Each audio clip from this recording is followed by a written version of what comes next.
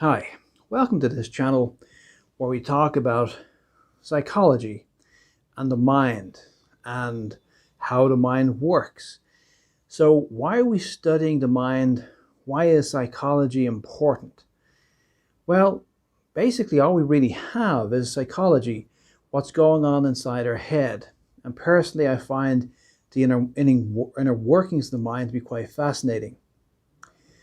You see, we have amazing equipment that can do amazing things these days, like look inside the atom, for example. But who can look inside the mind?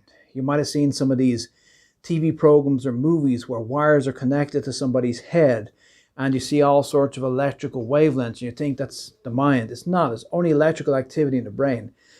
Nobody can actually map the mind. And maybe someday, in the not too distant future, some Einstein-type genius will come out with some device which can actually read the mind and find out exactly what's going on inside the mind. But for now, we have to rely upon theories, and that's where psychology comes in, and why psychology is so fascinating, because ultimately we don't have empirical evidence. We have anecdotal evidence, we have observation of phenomena, and we can create theories around that in an effort to try and understand what's happening with the mind.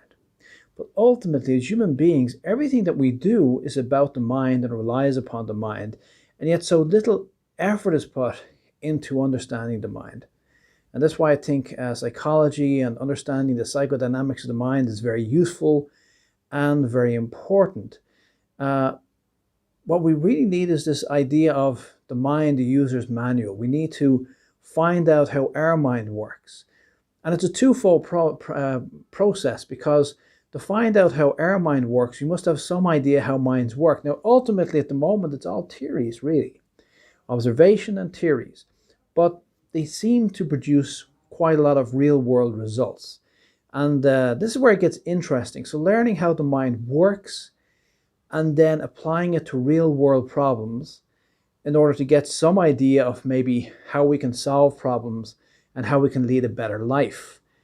And also, more importantly, getting to know how our mind works and how we can deal with our life issues and our problems and how we can have a more fulfilling life. So, like I can have a more fulfilling life, you can have a more fulfilling life. That's really the idea. The idea of psychology is to help alleviate human suffering to the degree that a person can get on with things. That's it simply. It's not very hi-fi. It's mainly involved in ethics, but that's what it's about. That's what this channel, Psychologics, is about, is understanding the mind and trying to make sense of it so that we can lead a better, happier, more fulfilling life.